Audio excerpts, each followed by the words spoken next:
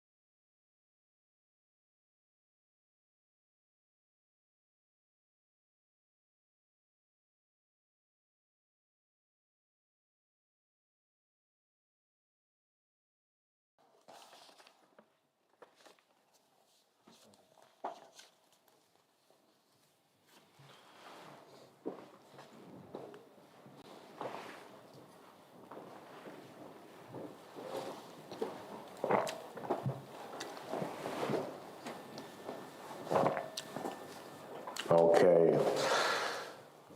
Assalamu alaikum wa rahmatullahi wa barakatuh.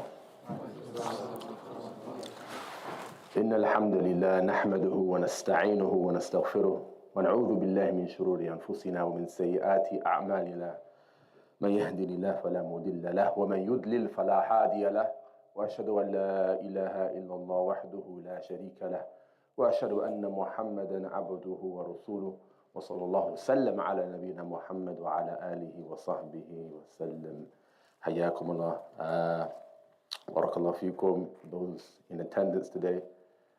And today, inshallah ta'ala, there will be an attempt to introduce ourselves to this treatise, this treaty, this risala, al-qawa'id al-arba'a, which means the four principles regarding shirk. Shirk meaning polytheism, paganism. As I am very sure you guys are all aware, this book is studied alongside Usul al-Thalatha, or Thalathatu Usul, which is the three fundamental principles of Islam. And for those that are tuning in, Hayyakum Allah, I'm wondering what this book is about. It's pertaining to, no doubt, Tawheed, Ifradullah bil-Ibadah, singling out Allah subhanahu wa ta'ala in worship, in all acts of worship, and knowing shirk, bit-tafsil. So you know Tawheed, bit-tafsil, in detail, and also you know shirk, bit-tafsil, in detail. Because Tawheed, which means monotheism, the opposite of that is what? Shirk. Just like we learn the Sunnah, we learn Sunnah to understand what? bid'ah is. So you learn the Sunnah to understand what bid'ah is, yeah? To know what not to do. And likewise, vice versa. We understand what bid'ah is in its details and its different forms to know what truly is Sunnah. Barakallahu feekum. So without any doubt, before we start, and it's only an introduction, by way of what we do today, it's only introduction to what we're going to be doing in the foreseeable future, bi'idhnillah ta'ala. But before all of that, without any doubt, we come here today in order to learn the deen and to increase in yaqeen. We come here to learn the religion and to increase in certainty, and to advise one another upon truth. This is also an advice for me, first and foremost. It's not just me teaching, it's me learning with my brothers in Islam. What higher truth is there than the truth of Tawheed and staying away from Shirk upon, Tandeed, which means to denounce Shirk, to stay away from it. So there's no higher truth than Tawheed. And also the warning of Shirk, Tandeed, to denounce it. Yeah? And learning this deen and giving importance to this over all things. Aham al-muhimmat, this is the most important thing. Ma'rifatul Rabb, knowing Allah subhanahu wa ta'ala, which is his tawheed, his monotheism. And as they say, tawheed is bahrun bila sawahil. Tawheed is a bahrun bila sawahil. It's an ocean without any shores because it's so vast.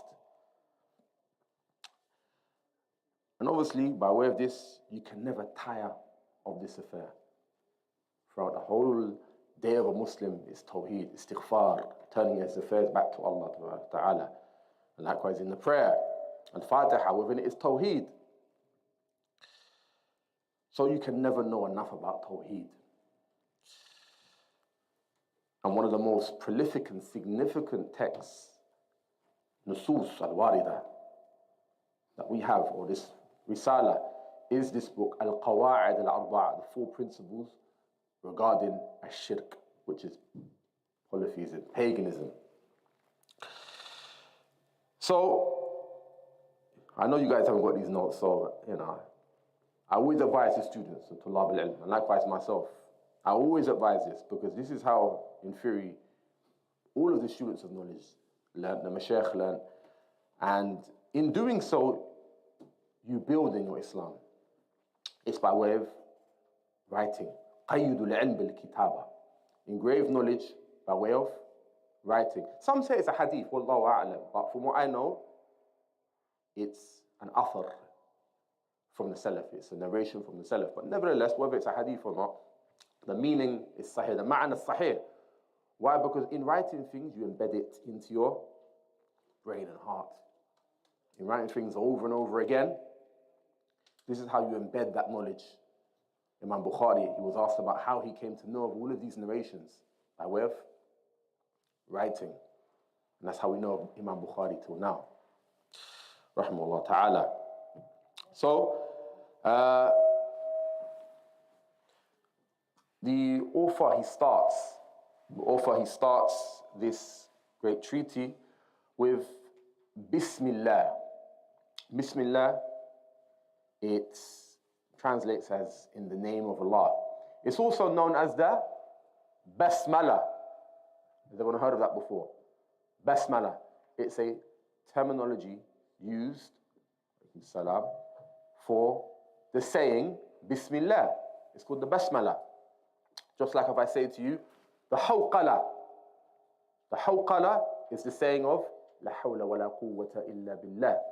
It's a terminology used within Allah's legislation to show the saying of this. If I said to you, Al-Mash'ala, what do you think that is? MashaAllah. Wal-Hamdala is the act of saying Alhamdulillah. Al-Hay'ala, this is the act of saying Hayya al-Salah. So the shar of Allah subhanahu wa ta'ala, it comes with terminologies in order to give you a meaning of what's being said. If I said to you a ta'meen, ta'meen is the act of saying Ameen, barakallahu feek. It's the act of saying Ameen, which means Allahumma stajib, oh Allah, answer. Yeah, i.e. my prayer. Barakallahu feekum. So the basmala means what, ikhwan? Bismillah, barakallahu feekum. So, what's understood when you say Bismillah? What's understood? It means in the name of Allah I read, in the name of Allah I write, in the name of Allah I listen, in the name of Allah I learn. This is what understood when you say Bismillah, because you could be reading the Quran, Bismillah, in the name of Allah I read, I recite, I hear, or I learn. And this is what's understood. And by way of you doing that, we call this at-tabarruq. You're seeking Allah's blessings. By way of saying Bismillah, you're seeking Allah's blessings. At-tabarruq. And also the purpose of it is thawab al-barakah. Thawab al-barakah is to ascertain reward and also blessings. So when you say Bismillah, for example, when you read the Quran or you read a text in the beginning, it always has in the name of Allah, Bismillahir Rahmanir Rahim. Obviously that part I've just mentioned, Ar-Rahman Ar-Rahim, we're going to mention that in more detail a little bit. But the intent behind it is Bismillah, in the name of Allah I read, I write, I listen, I learn. Yeah? Oh, it's getting a bit funky. Yeah? So, thawab al-barakah, ascertaining reward and blessings. Yes. And what's interesting about Bismillah is that you're using it to seek assistance in Allah in what you do. So the ba here, Bismillah, what type of ba is it? We know it's a harf jar. You know harf jar? Preposition. We do in book 1. Yeah? It's a preposition. Obviously it makes up which comes after it, kasra. We all know that. كلكم تعرفون هذا. Yeah? But the type of ba here is the ba al-isti'ana. The ba al-isti'ana is the ba of seeking assistance in Allah in what you're going to do now, which happens to be reading this treatise, this treaty, this risala. Yeah? It's the ba of isti'ana. And when you use this ba al-isti'ana, two things. You are seeking a tawakkul. What's tawakkul? Who knows? What does it mean? Let's just go for the literal translation. What's tawakkul? Reliance in Allah tabaraka wa ta'ala. You're seeking, reliance. And the second thing, ikhlas. What's ikhlas? Sincerity, being genuine. So two things are understood when you say Bismillah, as the Mashaykh always mention. When you use the ba of isti'ana, which is Bismillah, you are saying,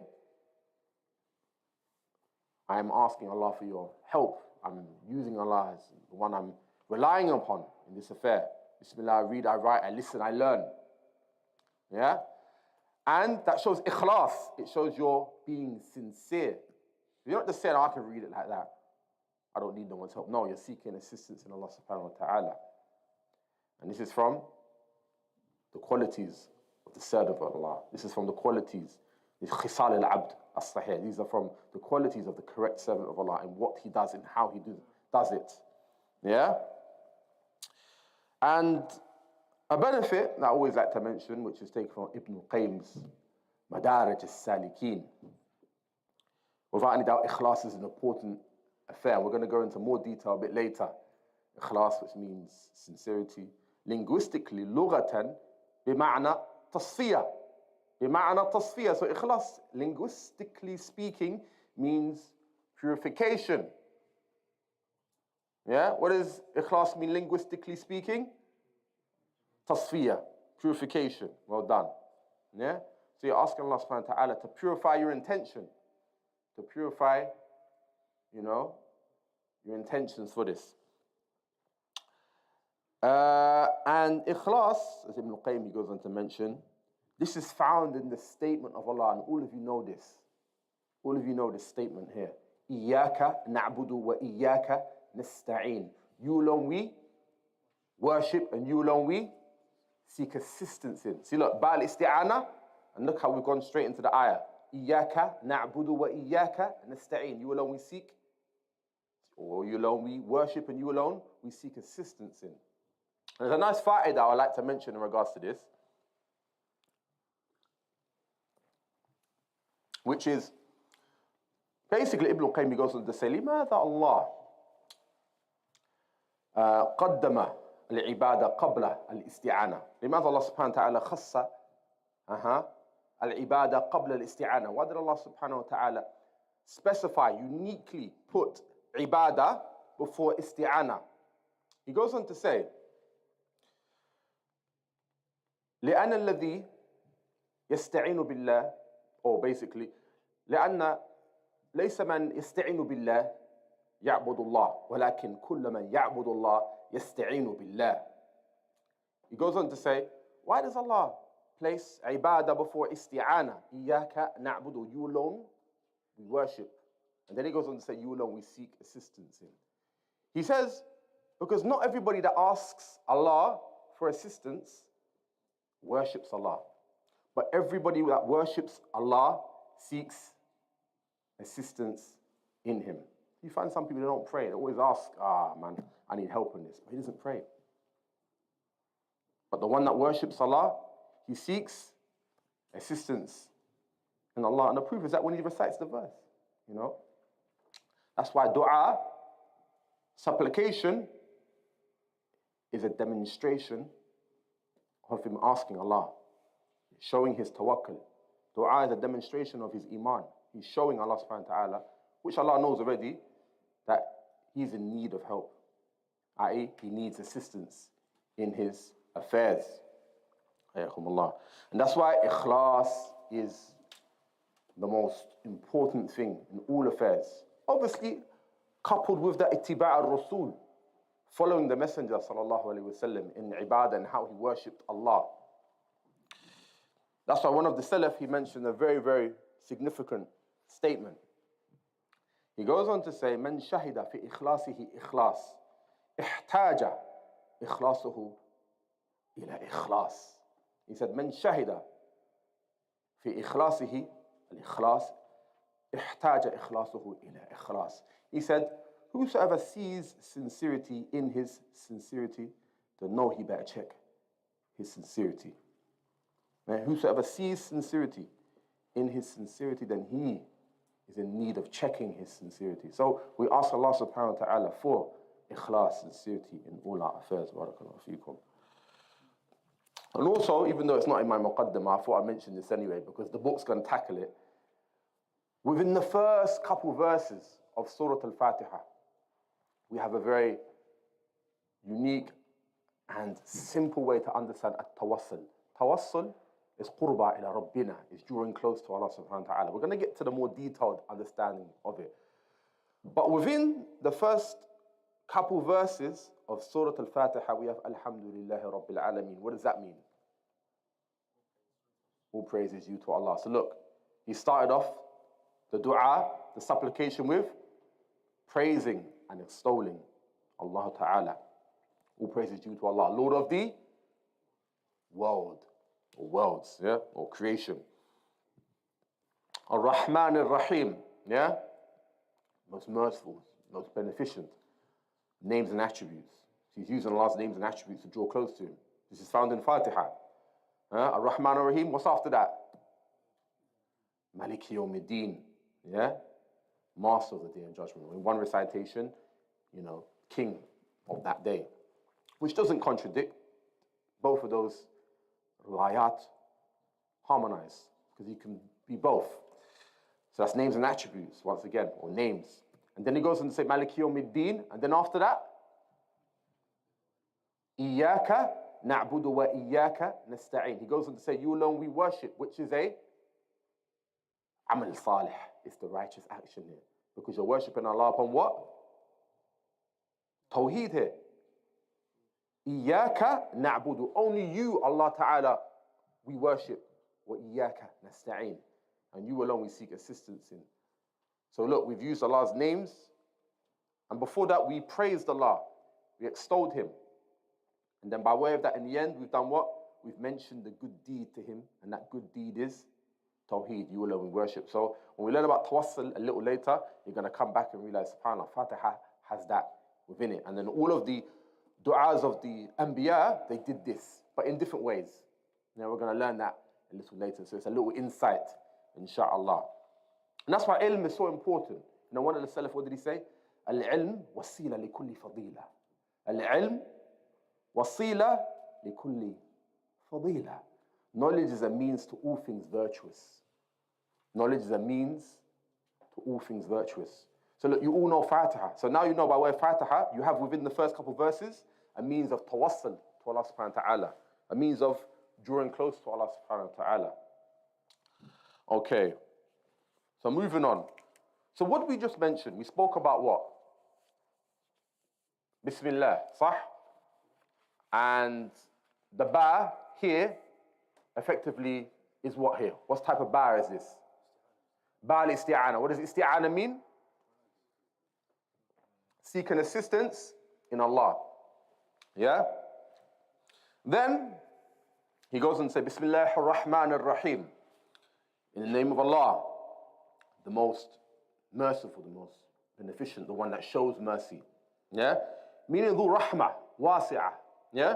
Dhu Rahmah Wasi'ah. Allah is the one that has, vast mercy. He's the possessor of vast mercy. He's the possessor of vast mercy. This type of rahmah here, which says rahmah ama li jami' al-makhluqat.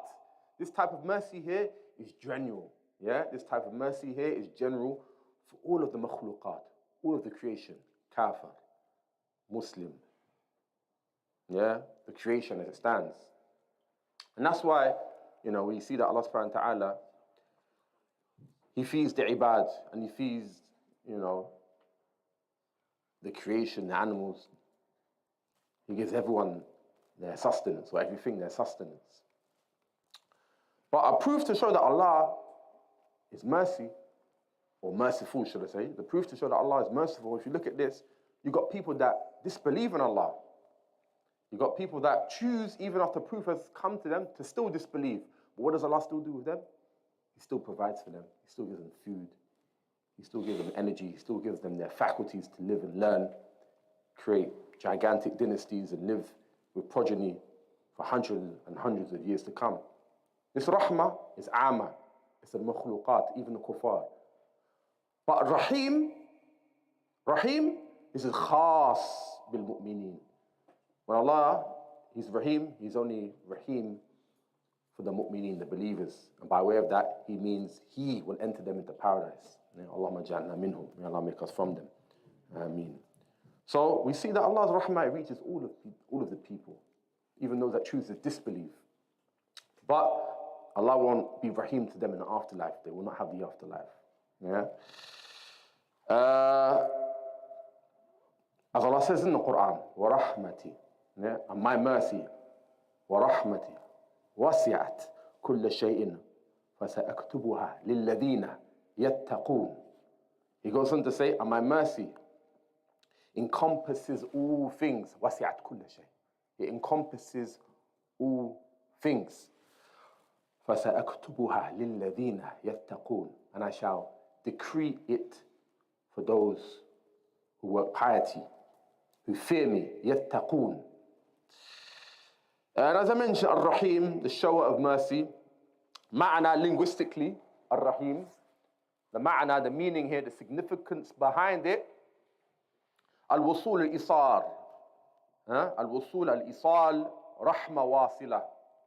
His mercy that reaches whom He chooses from His servants, from the ibad. Yeah? And without any doubt, Rahmah, is the basis of, the da'wah that we're upon, da'wah to Salafi. Da'wah to Salafiyya, should I say. Yeah? Allah said, in praise of His Prophet, فَبِمَا رَحْمَةٍ مِّنَ اللَّهِ لِنْتَ لَهُمْ وَلَوْ كُنْتَ فَضًّا غَلِيظَ الْقَلْبِ لَانْفَضُّوا مِنْ حَوْلِكَ فَبِمَا رَحْمَةٍ مِّنَ اللَّهِ لِنْتَ لَهُمْ. And if it wasn't by the mercy of Allah, you were lenient, kind, and soft towards them. Yeah? لِنْتَ لَهُمْ. Yeah? وَلَوْ كُنْتَ فَضًّا غَلِيظَ الْقَلْبِ. Yeah?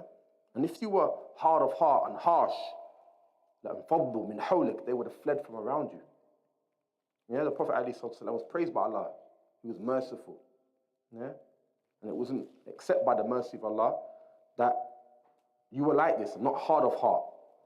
Because if you were, the people would have fled from you. Yeah? That's why the asl of da'wah is to be soft, is to be kind. I'm not saying I'm the best example of that, but without any doubt, the Prophet ﷺ, he is the best of examples in that. So rahmah, without any doubt, is the basis, the asas, yeah, in all of these affairs. Yeah?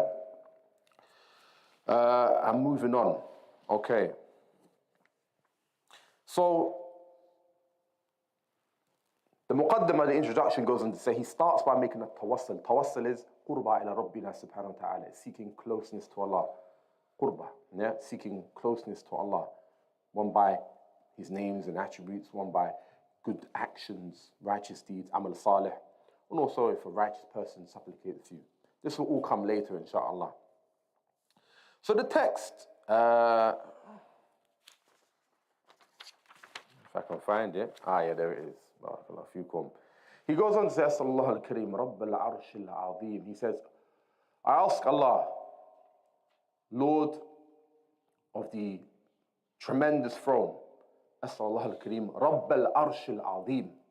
I ask Allah, Rabb al-Arsh al-Azim, Lord of the tremendous throne, أن يتولاك في الدنيا والآخرة. I ask that he looks after you, takes care of you in this world and in the afterlife. See, we can see from the very beginning, what's he doing? He's making dua for the reader or the listener. He's making dua for the reader or the listener. To take care of you in this life, this dunya. And then he goes on to say, yeah? وأن يجعلك مباركا أينما كنت وأن يجعلك مباركا أينما كنت, and that he makes you mubarak, he makes you blessed, one who is blessed, wherever you may be. وأن يجعلك ممن إذا أعطي شكر وإذا ابتلي صبر وإذا أذنب استغفر. So he then makes dua again for three things. فإن هؤلاء الثلاثة عنوان السعادة. For verily these three things are from the utmost pinnacle points of happiness. Alaykum salam. Excuse me. So we've gone into the dua now. This is the part we're going to do for today. Nothing more, nothing less, bi'idhnillah. Yeah? He goes on to say, وَأَنْ يَجَعَلَكَ مُبَارَكًا أَيْنَمَا كُنْتَ. We're going to explain that a bit later. Alaykum salam. وَأَنْ يَجَعَلَكَ مِمَّنْ إِذَا أُعْتِيَ شَكَرًا. And that Allah makes you, when you are given, one who is thankful. He makes dua that when you are given, you are one who is thankful. And then what after that do we have? وَإِذَا ابْتُلِيَ صَبَرًا. And when you are trialed with an affliction or a test, you are patient. You are patient. And then after that, وَإِذَا أَذْنَبَ اسْتَغْفَرَ. And when one sins, he seeks forgiveness. These are the three things for today, inshallah ta'ala.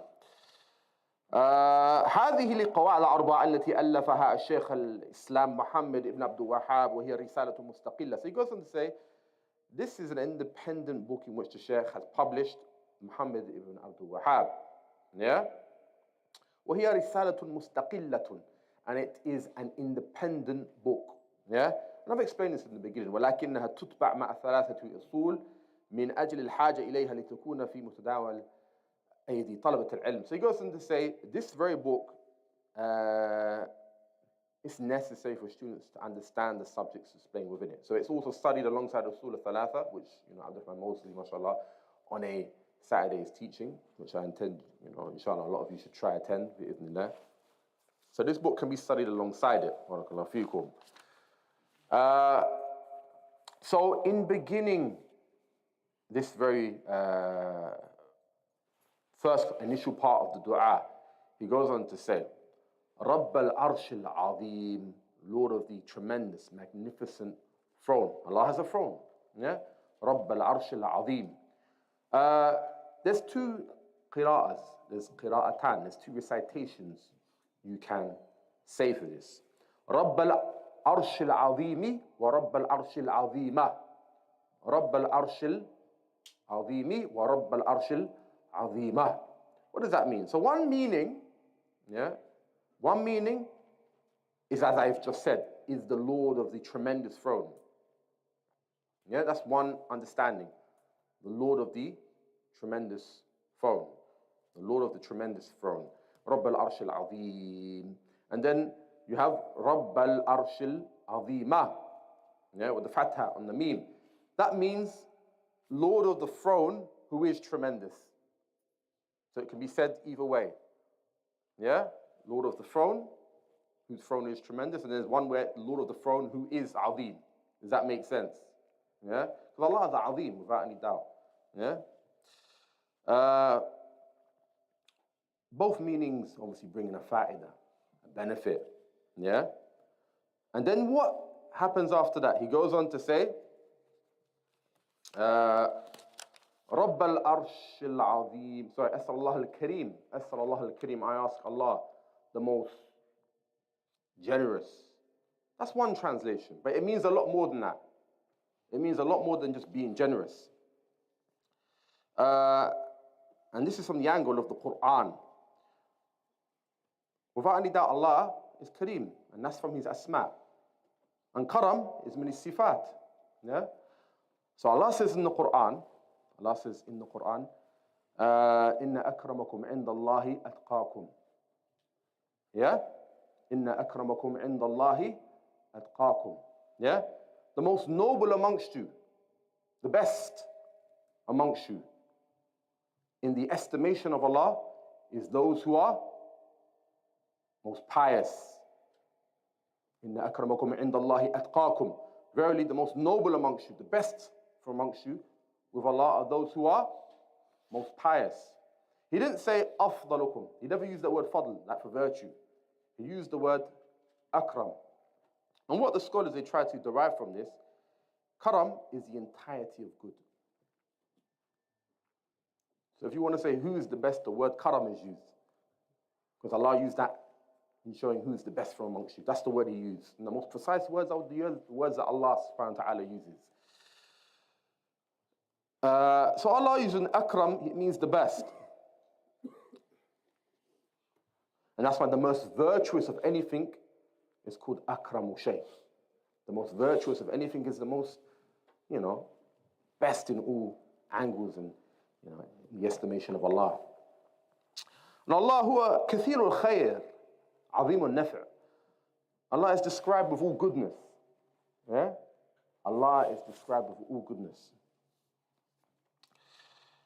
So how do we come to know of the azama of Allah? How do we come to know of the azama, the greatness of Allah?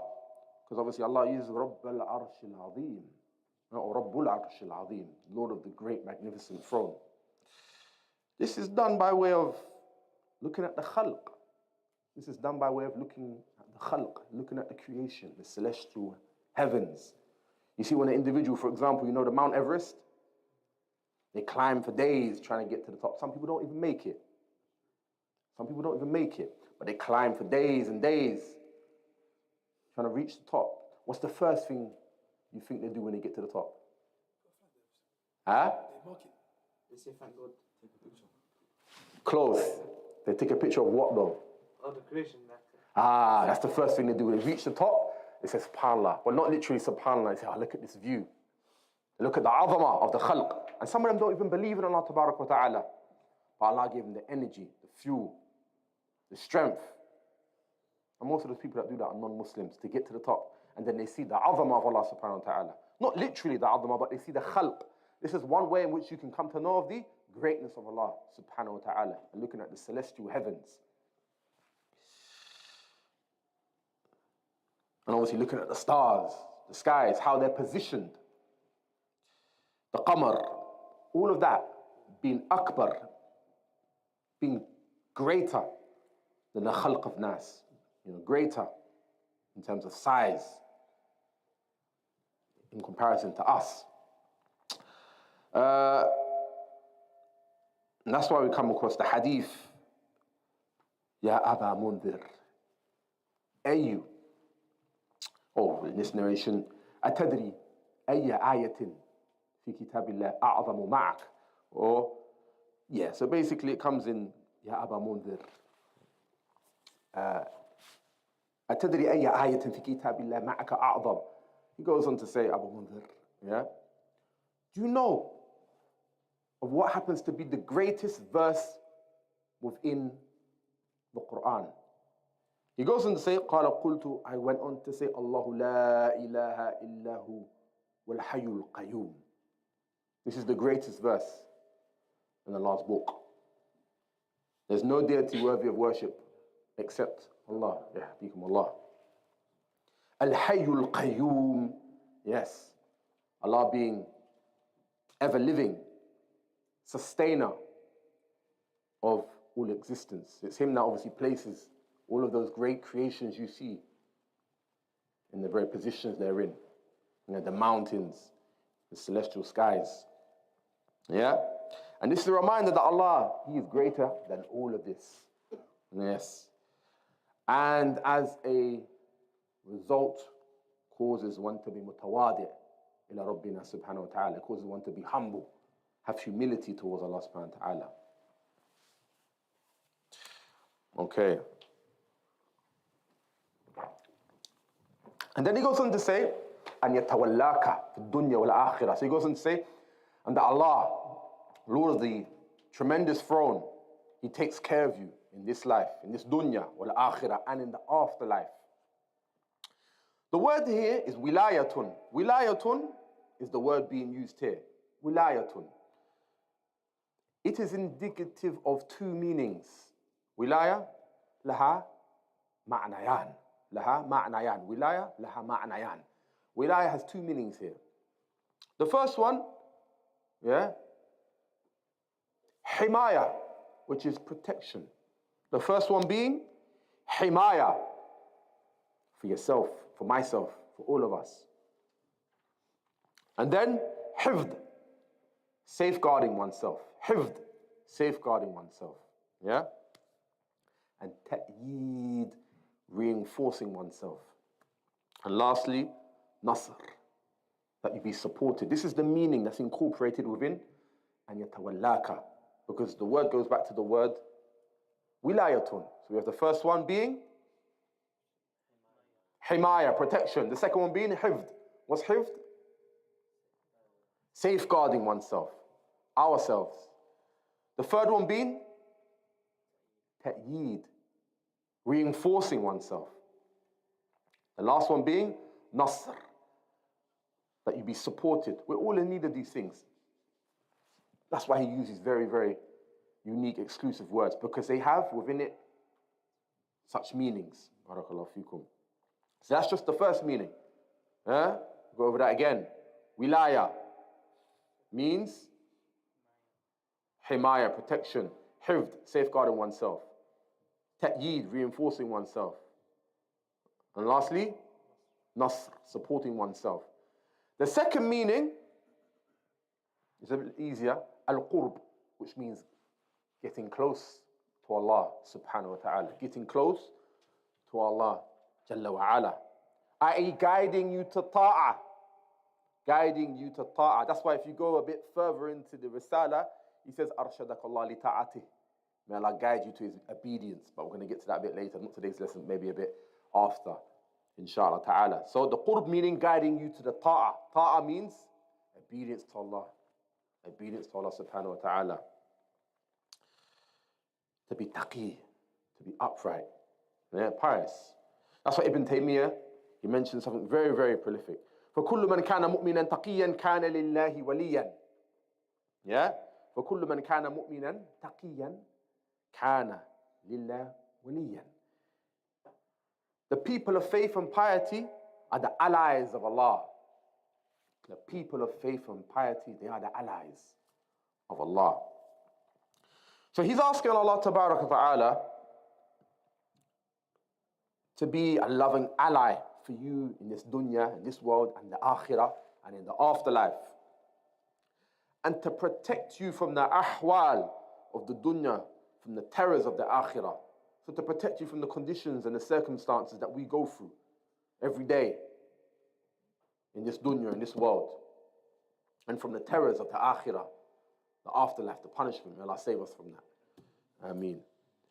And to be safeguarded from the mudillat al-fitan. Mudillat al-fitan meaning those things that make you misguided from the fitness, from the desires of this world. Yani things that cause one to go astray from the haqq. Yeah. So he's making dua. He's making supplication to Allah, tabarak wa ta'ala. He's imploring his Lord that he gives us the ibad azima, determination, and thabat. Thabat meaning being steadfast. What's the linguistic meaning of salah? Dua. Well done, barakallahu feekum. Yeah? That's why you find in a book called Kitab al-Da'wat, كان رجل إذا أسلم علمه النبي عليه الصلاة والسلام الصلاة. So there was an individual, whenever the Prophet عليه الصلاة والسلام would embrace Islam, when an individual would ever or happen to embrace Islam, accept Islam, the Prophet عليه الصلاة والسلام علمه الصلاة. He would teach him the prayer. The Prophet عليه الصلاة والسلام, when an individual embraces Islam or accepts Islam, he would teach him the prayer. ثم أمره أن يدعو بهؤلاء الثلاث. ثم أمره أن يدعو بهؤلاء الكلمات. Then he would supplicate. Basically, would command that he would supplicate with these very words.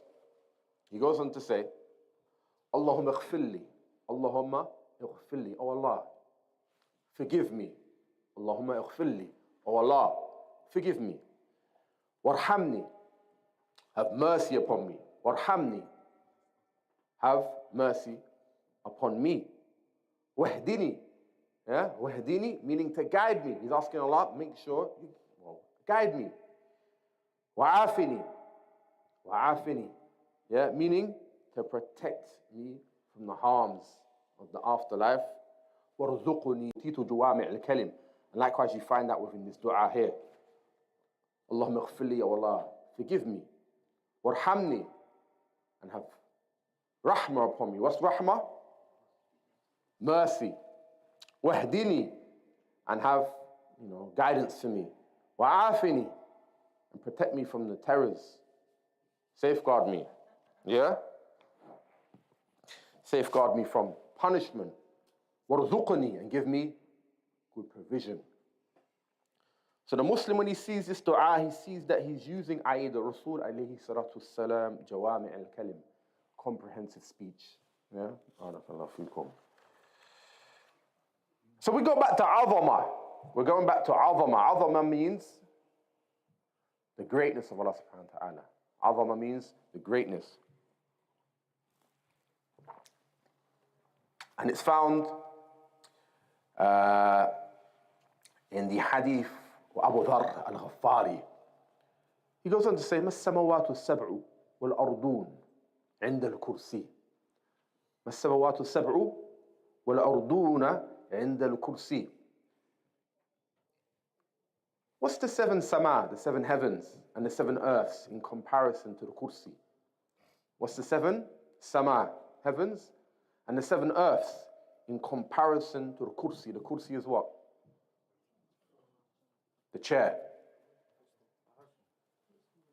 Footstool. Okay. We're going to get to that. إِلَّا كَحَلْقَةٍ مُلْقَاتٍ فِي أَرْضٍ فَلَاتٍ. Except it is nothing but like a ring thrown into a desert. Except that it's like a ring thrown into a desert. Yeah? So what's the seven heavens and the seven earths in comparison to the kursi? Except that it's nothing but like a ring thrown into a desert.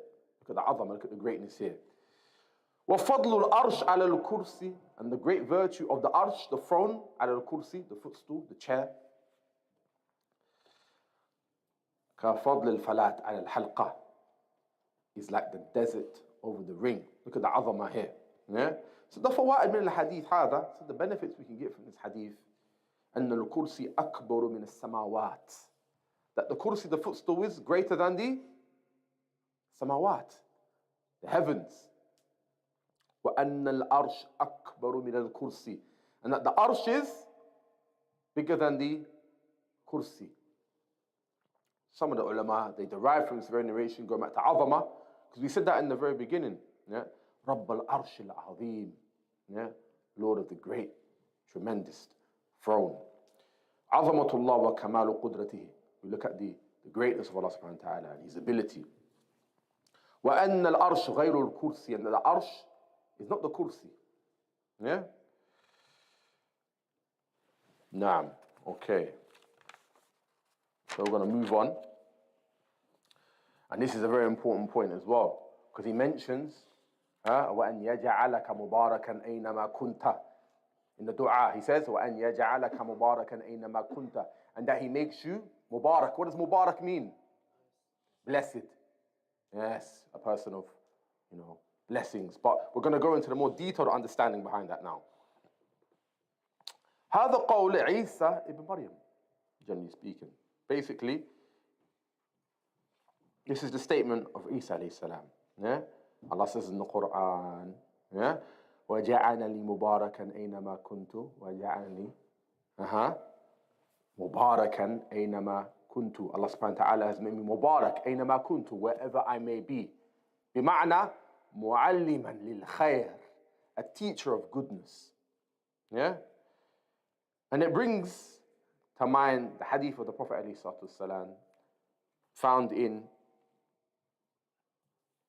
Bab Man Kana Miftah lil Khair, yeah, Sunan ibn Majah. So what do we say Mubarak means? Mu'alliman lil Khair, a teacher of goodness wherever they may be. Yeah? And this takes us to the hadith, Inna min al-nas mafatih lil Khair. Inna min al-nas mafatih lil Khair. Maghaliq lil Shar. Verily from the people that are those who are keys to opening up goodness, that which is beneficial. Maghaliq lishar, and they lock away the doors of evil. Yeah, they lock away the doors of evil. وَإِنَّ مِنَ النَّاسِ مَفَاتِحْ لِلشَّرِّ وَإِنَّ مِنَ النَّاسِ مَفَاتِحْ لِلشَّرِّ. Yeah, and verily from the people there are those who, they are like individuals that open up evil. Maghaliq lil khair, and they are those that lock away the doors to goodness. فَطُوبَى لِمَنْ جَعَلُ اللَّهُ, and glad tidings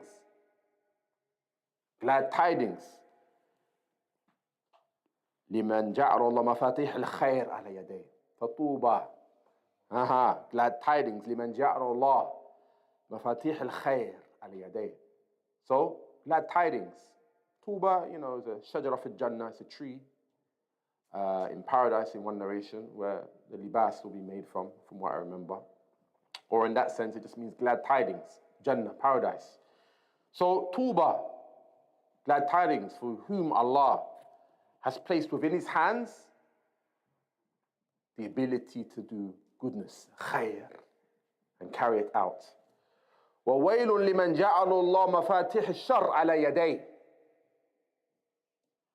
And woe to the one whose hands Allah has placed the keys to evil. وَوَيْلٌ لِمَنْ جَعَلُ اللَّهُ مَفَاتِحِ الشَّرِّ عَلَى يَدَيْهِ. And woe to the one whose hands Allah has placed the keys to evil. And Ibn Qayyim has kalam, yes, in speech. He goes on to say on how a person can be blessed wherever he may be. So the understanding behind Mubarakan in the text is mu'alliman lil khair. It means one who is a teacher of goodness wherever he may be. And he goes on to say, فَإِنَّ بَرَكَةَ الرَّجُلِ تَعْلِيمُهُ لِلْخَيْرِ حَيْثُ حَلَّ. فَإِنَّ بَرَكَةَ الرَّجُلِ, for verily the blessings found in an individual, a man, تَعْلِيمُهُ لِلْخَيْرِ حَيْثُ حَلَّ. So the blessings of the individual is that wherever he may be, he teaches the people good. Sunnah, hadith. You don't find him bickering. It's an explanation by Ibn Qayyim. حَيْثُ حَلَّ, wherever he may be. Yeah? فَإِنَّ الْبَرَكَةَ الرَّجُلِ تَعْلِيمُهُ لِلْخَيْرِ حَيْثُ حَلَّ. Verily the blessings of the individual, wherever he may be, he teaches people the good. You don't find him bickering. You don't find him, gossiping. You don't find him bringing up things that are of no benefit to you. Hypothetical situations where, come on, we're never going to find ourselves in that situation, but he finds himself in it. You know, he just looks for that really odd situation. What if this happens? Nah, akhi. You know, be a teacher of goodness, wherever you may be. You know, barakallahu fikum. So he goes on to say, and this actual dua, yeah, أسأل الله الكريم رب العرش العظيم أن تولاك في الدنيا والآخرة. It's actually taken from a book called وابل الصيب in كلمة الطيب. It's taken from a book made by or published by Ibn Qayyim, الوابل الصيب من كلمة الطيب. It's a book about dua and dhikr, a book about, you know, remembrance of Allah and supplication. So that's where he's taken it from. And then he goes on to say, وَأَنْ يَجْعَلَكَ مِمَّنْ إِذَا أُعْتِيَ شَكَرًا. Yeah? And he hopes, he prays that when you are given, he makes you from those that are grateful. When you are given something, you are grateful. You're given little, you praise Allah. Yeah? وَإِذَا ابْتُلِيَ صَبْرًا. And when you are afflicted with a trial, you are patient. وَإِذَا أَذْنَبَ اسْتَغْفَرًا. And when you sin, we seek forgiveness in Allah subhanahu wa ta'ala. And then, these are some notes I've taken from Sheikh Umar Quinn, who's in America, where he brings the hadith of the Messenger sallallahu alayhi wa sallam. عَجَبًا لِأَمْرِ الْمُؤْمِنِ. How astonishing is the affair of the believer. عَجَبًا لِأَمْرِ الْمُؤْمِنِ إِنَّ أَمْرَهُ كُلَّهُ لَهُ خَيْرٌ. All of his affairs, his situation, plural situations, are khair for him. Yeah. وَلَيْسَ ذَلِكَ لِأَحَدٍ إِلَّا لِمُؤْمِنٍ.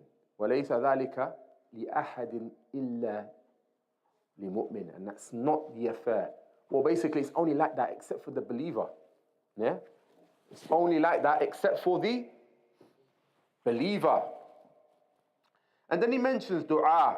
That dua, which is one raising their hands and asking Allah subhanahu wa ta'ala for a need. This is a demonstration of tawakkul. I mentioned this in the beginning. Dua is a demonstration of tawakkul. You seeking reliance in your Creator, Allah subhanahu wa ta'ala. Yeah? Which obviously, after that, after you make dua, you don't just sit around making dua, asking Allah for a job, but you never leave the masjid, or you never leave your house. Wa alaikum salam to Allah. You go out and take the akhdhul asbab. You seek the means. Yeah? Anyone that thinks that making dua all day, but not taking the means, and just sitting around is the way to truth. No, you've got to make the dua and then get out there. Yeah? And then he goes on to say, إِنْ أَصَابَتْهُ سَرَّاءُ شَكَرَ فَكَانَ خَيْرًا لَهُ. So,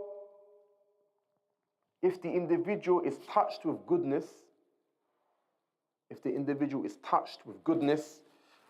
and happiness and ease, he is grateful for Allah. He is grateful. And that is كَانَ خَيْرًا لَهُ. That's better for him. وَإِنْ أَصَابَتْهُ ضَرَّاءُ صَبَرَ فَكَانَ خَيْرًا لَهُ.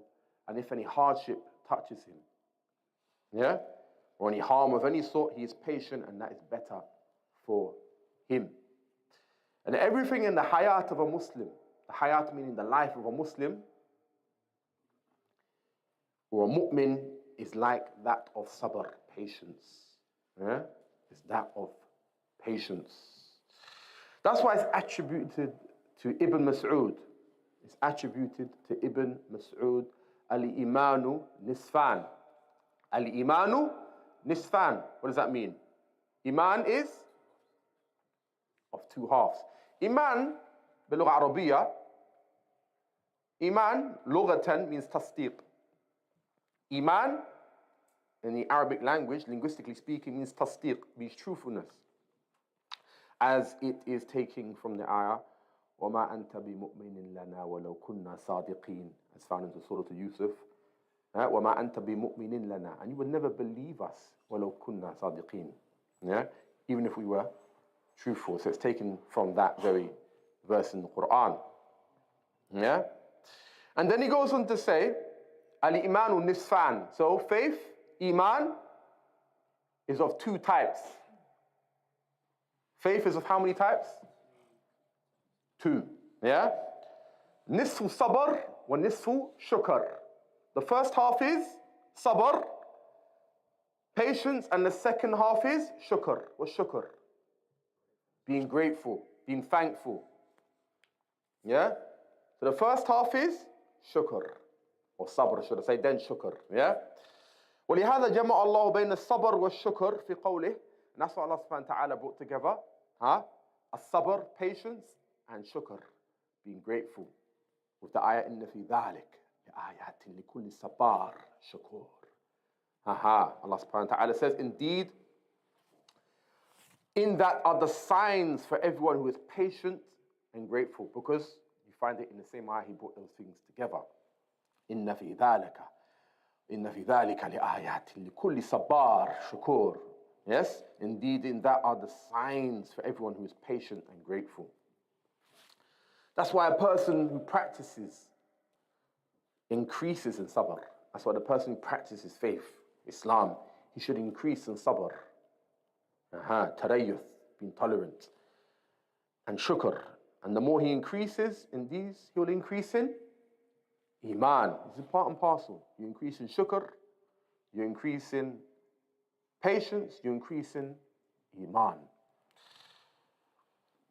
So what's understood by this, as Ibn Qayyim speaks in the book Al-Wabil Al-Sayyib in Kalimat Al-Tayyib, is that all sin and disobedience, all sin, dam, and disobedience, isyan, yeah? All sin and disobedience is a result of lack of sabr. Is a result of lack of sabr. Basically, all sin and disobedience is a result of lack of sabr. Why did you do that? Akhi, yeah, man, it was just getting hard. He wasn't patient enough. No doubt we fail sometimes. Oh, why did you do that, akhi? Because this couldn't happen for me. It's a lack of patience. So he goes on to say that all sin and disobedience is either a lack of sabr or a lack of shukr. For example, an individual has mass amounts of wealth. Yeah? Mass amounts of wealth. He wasn't thankful for it. So he went off and said, I'm going to start doing X, Y, and Z now from the haram. He never truly appreciated what he had from wealth. When he loses it all, then he realized, wow, subhanAllah, I was eating steak every night. Yeah? Now he's on beans and toast. Yeah? He never truly happened to be grateful. And there's nothing wrong with beans and toast or anything like that with usul, yeah? But, if you talk about tadarruj, it's one level to another. Yeah? So, one gives shukr, one gives thanks to Allah subhanahu wa ta'ala in situations which are munasib, which are suitable. No doubt. Yeah? And then he brings the hadith, Rawahul Bayhaqi fi Sha'ub. He goes on to bring the hadith, which is an important hadith. I believe I mentioned this to the brothers in Medina, but 1 or 2, which is important to know, which is a really nice hadith. Yeah? Which is why sometimes in life you can't tell everybody what you're going to do. Prophet alayhi salatu wasalam, what did he say? استعينوا على إنجاح الحوائج بالكتمان فإن كل ذي نعمة محسود. He goes on to say, it's a nice hadith. Yes? Seek the assistance of secrecy in your affairs. Yes? Seek the assistance of secrecy to successfully ascertain your needs. For every individual with a blessing is envied. Yeah? استعينوا على إنجاح الحوائج بالكتمان فإن كل ذي نعمة محسود. Seek the assistance to successfully ascertain your needs. For every individual with a blessing is envied. You might have something. You didn't necessarily need to show the individual to your right or your left that you had it. He may want what you got. Sometimes he may not even say, MashaAllah, you walk out and the watch that you were just showing him breaks. Wallahu a'lam. So sometimes you don't need to tell everyone what you do. If you hasaltum ala khair, if you lot get some khair, you can tell your loved ones, but don't need to tell everyone your business. You're going to go study somewhere, you don't need to tell everyone what you're doing. Maybe he gives you aim because he's stuck here. He's got to do X, Y, and Z from this country, which happens to be holding him down right now. So he can't leave, but you go and tell him, I'm going to be going to do X, Y, and Z in this country to learn. He might be jealous of that and not say, MashaAllah, and not, ask Allah subhanahu wa ta'ala to bless it for you. I say some things in life, ikhwah, keep it to yourself. Don't tell people, I'm opening up this new business, just do it. Tell the people that are around you, that are your close friends, that you trust. If it's one or two, maybe your dad or your mum, that affair, but don't tell everyone. Yeah? If you get it, that's different. Then tell the people. فَأَمَّا بِنِعْمَةِ رَبِّكَ فَحَدِّثْ. Yeah? But not in all affairs, ikhwan. Barakallahu feekum.